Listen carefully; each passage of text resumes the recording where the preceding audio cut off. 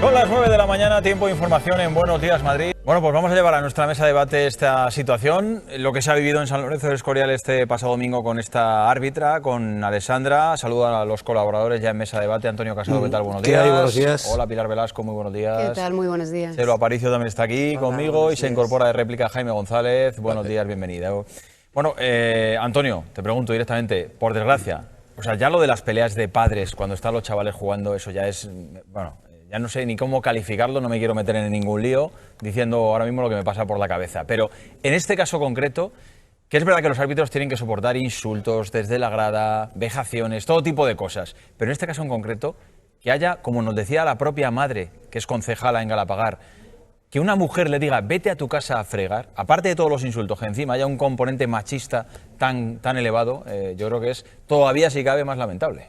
Pues revela que este señor o estos señores... Pilar. Decías, porque bueno, vamos a estar de acuerdo en elemental, que es que efectivamente hay un problema de valores en los padres y parece que va a haber que poner árbitro también para controlar al público, ¿no? Es verdad. Pero señalabas que está ocurriendo fundamentalmente o principalmente en el fútbol, Sí, ¿no? yo lo veo sobre todo en el fútbol. Yo también lo veo sobre todo en el fútbol, es decir, a lo mejor también hay que pedir a las altas instancias del deporte que tienen que ver con el fútbol, como la Liga Profesional, como la Federación, que incluso en estos casos que son locales, podríamos decir, que tienen que salir a defender a las mujeres que se están dedicando al fútbol como hobby o como profesión y que están siendo vapuleadas, insultadas y cuestionadas continuamente desde, pues eso, desde un partido de fútbol como este, desde el público o desde futbolistas que muchas veces se plantean, y lo han hecho en público, si las mujeres tienen que estar compitiendo al mismo nivel que los hombres en un deporte como el fútbol, ¿no? O sea, hay un debate ahí y hay que llamar también, pues eso, a las altas responsabilidades del fútbol a que defiendan a las mujeres en estos casos. Pero fíjate que yo,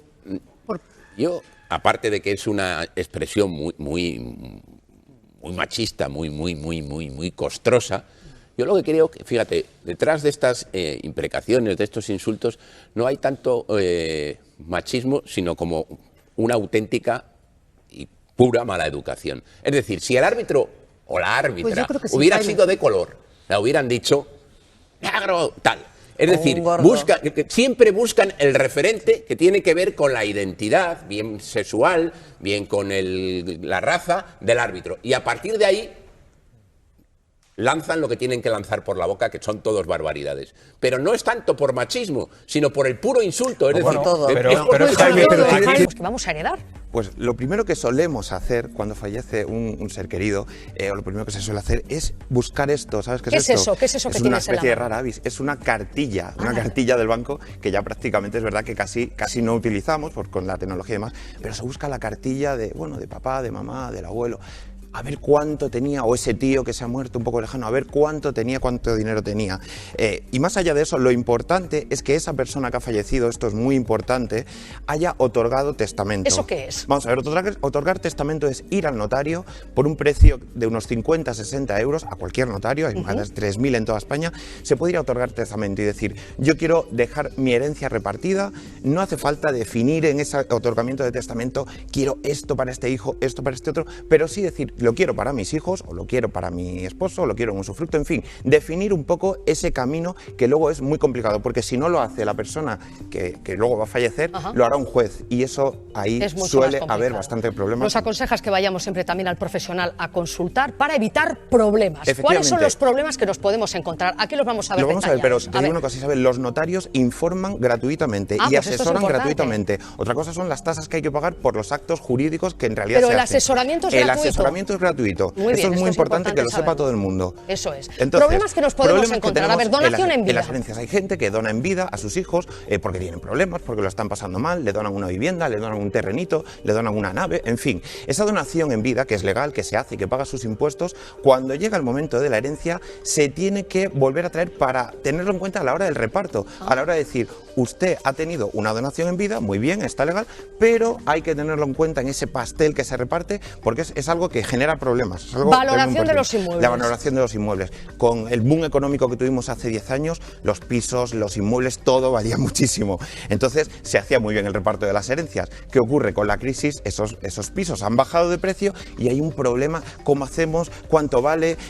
¿Cuánto nos toca? Bueno, la referencia es el valor catastral. Luego, a partir de ahí se aplican una serie de coeficientes, pero el valor catastral, digamos, es la base, ese valor que encontramos en el IBI, en el impuesto de bienes inmuebles. Eso es lo que tenemos que buscar, la contribución.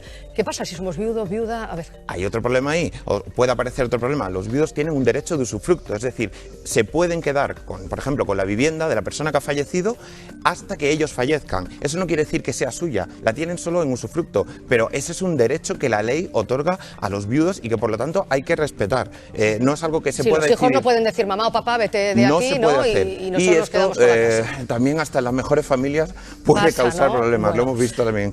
Se heredan las deudas, esto es muy importante que lo tengamos en cuenta. Esto también es muy importante. Claro. A la hora de recibir una herencia, recibimos tanto lo bueno como lo malo. Claro. Entonces, recibimos los bienes, los inmuebles, las cartillas, el dinero, pero también serán las deudas, los créditos, las hipotecas, las deudas con la Seguridad Social, con Hacienda. Por eso hay que asesorarse, nos Efectivamente. decías. Bueno, ¿cómo es el reparto? Explícanos así brevemente cómo se reparte una herencia. Vamos a ver, en general en el Código Civil existen tres tercios. El tercio de legítima, que es el que le corresponde a los herederos forzosamente. Sí o sí. Sí o sí. Hablamos la semana pasada de que se puede desheredar, sí, pero es muy complicado y hay que hacerlo con unas causas judiciales muy justificadas. Tercio de legítima. Tercio de mejora. El tercio de mejora es también el que le corresponde a ese viudo. Es fundamentalmente al viudo o a una parte de esos herederos forzosos. Por lo tanto, esto también hay que tenerlo en cuenta. El viudo es el que se encuentra en el tercio de mejora y el de libre disposición es a quien se quiera. A ver, normalmente, y aunque en las mejores familias hay problemas, suele ser un tercio para todo el mundo. Pero bueno, esto es lo que dice la ley, eso es lo que dice el Código Civil en estos momentos. Hay que tener en cuenta que depende de dónde se haga la herencia, si es en Cataluña, País Vasco, Galicia, determinadas zonas que tienen fueros concretos, cambia la ley. Pero bueno, en que el Código común es este. Y José María, para acabar hay algo muy importante, una herencia, uno piensa, bueno, pues bien, es una herencia, pero ¿por qué se incrementan las renuncias? Que lo estamos viendo aquí en el gráfico. Fundamentalmente, hemos visto un problema con las herencias, que se heredan las deudas, se heredan deudas con Hacienda, con la Seguridad Social, créditos que siguen en vigor, hipotecas, y esa es una de las causas de por qué el número de renuncias siguen subiendo con el paso de los años. La asunción de una deuda, a lo mejor la gente no puede asumir esa deuda y dice, rechazo la herencia, lo bueno y lo malo, pero me compensa. Y hay otra causa fundamental también, que es el tema de los impuestos. Impuesto de sucesiones, en este caso, dependiendo de la comunidad autónoma, también puede generar situaciones en las que no se pueda asumir el pago de ese impuesto, porque cuesta mucho en los bienes valorados y por lo tanto se renuncia a la herencia. Por lo tanto, el tema de la crisis, deudas, hipotecas, créditos que pueda haber y por otra parte el tema de los impuestos, la cargosidad. José María Camarero, muchísimas gracias, siempre es un placer escucharte. Gracias. Sorprendente el dato, ¿os dais cuenta, Ricardo? Ahí en mesa también se ha duplicado desde 2013. No, o sea, es una línea ascendente completamente, que eso llama muchísimo la atención, ¿no? Ese número de renuncias, cómo va aumentando año a año, porque claro, a veces cuando aceptas que los retortijones no me dan por eso, que me dan por lo otro. Claro, sí es humano que cuando uno tiene un síntoma, un familiar o alguien cercano, pues busques en Google o donde sea, en Google, a qué puede corresponder. Pero hombre, un poco de sentido común, lo decía el doctor, en WhatsApp, en Google, páginas no oficiales, lo más lógico, decía el 74%, es que lo más lógico es que el 90% sea un bulo si no viene de una página oficial, o sea una casuística que no tiene nada que ver con la tuya. Entonces, pues eso, tenemos un sistema de salud excelente, uno va a su centro de salud mínimo. Las páginas bulos, evidentemente, son un bulo. Pero hay páginas muy serias, que luego, naturalmente, tú no las puedes interpretar porque a ti te falta posición. Venga, Pilar. El mazazo es tremendo, porque es verdad que estamos hablando de Chávez y Griñán, de Chávez, que ha sido el máximo exponente de la política andaluza, bastión del Partido Socialista en España, qué duda cabe. Y es verdad, es una macrosentencia que por primera vez lo que juzga es un sistema administrativo e institucional que favorece lo que es el clientelismo y el caciquismo en la administración andaluza. Y eso no lo habíamos visto así en ninguna sentencia, con tantísimos casos de corrupción que hemos tenido. Una sentencia que, por cierto, y otro apunte, es durísima, y yo no recuerdo ahora mismo otra sentencia que se ajuste tanto la condena a lo que pedía la Fiscalía Anticorrupción. Es que es casi calcado, o sea, varía en 1 año, 2 años, quitando las 2 absoluciones. La petición de cárcel, hay, un poco más, como dices tú, en 1 año o 2 años. Exactamente. Pilar. Y yendo a lo de la diferencia de Griñán y Chávez, la malversación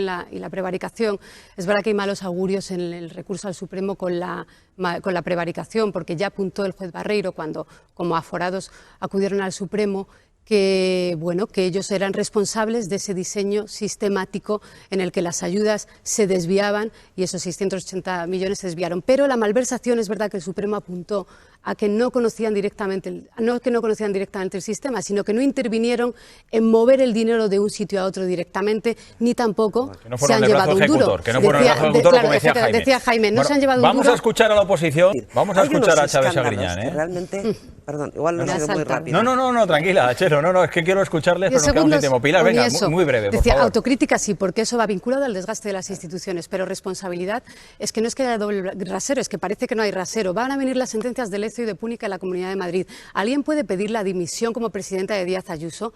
Yo creo que no. Pero no es eso. Yo creo que no. O sea, ¿se puede pedir por el caso de los ERES la dimisión de Pedro Sánchez? Pues yo creo que tampoco. Pedimos vamos a escuchar.